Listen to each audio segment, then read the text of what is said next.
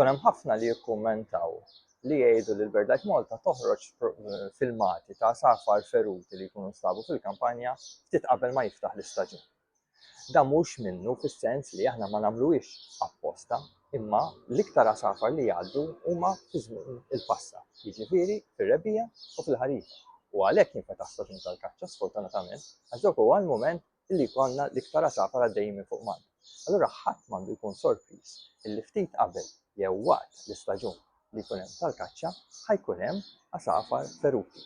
Wara kollox biċ-ċomp qed jisparaw il-kaċċaturi u l-asafar ovvjament ħajferuhom.